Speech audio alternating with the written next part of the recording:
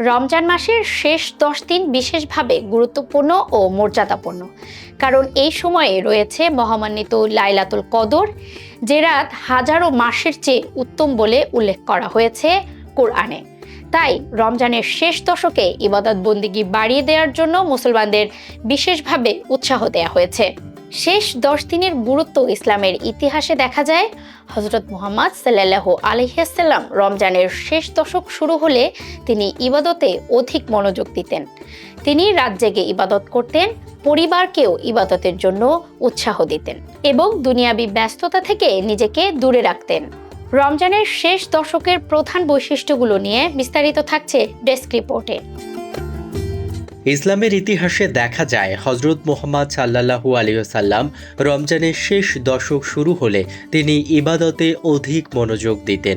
তিনি রাত জেগে ইবাদত করতেন, পরিবারকেও ইবাদতে উৎসাহ দিতেন এবং দুনিয়াবি ব্যস্ততা থেকে নিজেকে দূরে রাখতেন।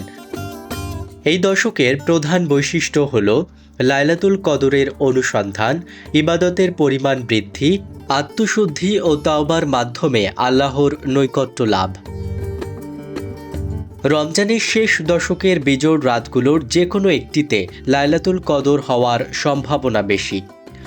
কোরআনের সূরা কদরে বলা হয়েছে, এই রাত হাজার মাসের চেয়েও উত্তম। এই রাতে ফেরেশতারা পৃথিবীতে অবতরণ করেন এবং আল্লাহর রহমত ও বরকত নাজিল হয়। এই রাতে বেশি বেশি দোয়া করার জন্য হযরত মুহাম্মদ সাল্লাল্লাহু আলাইহি ওয়াসাল্লাম একটি বিশেষ দোয়া শিক্ষা দিয়েছেন। রমজানের শেষ দশকে কিছু বিশেষ আমল পালনের গুরুত্ব বেশি, যেমন বেশি বেশি নফল নামাজ আদায়। 5 ওয়াক্ত ফরজ নামাজের পাশাপাশি তাহাজ্জুদ ও নফল নামাজ আদায় করা উত্তম। এই সময় বেশি করে কোরআন তেলাওয়াত করা এবং অর্থ ও শিক্ষা নিয়ে চিন্তা করা অত্যন্ত সওয়াবের কাজ। নিজের গুনাহের জন্য ক্ষমা প্রার্থনা করা এবং আল্লাহর কাছে দোয়া করা এই সময়ের অন্যতম গুরুত্বপূর্ণ আমল।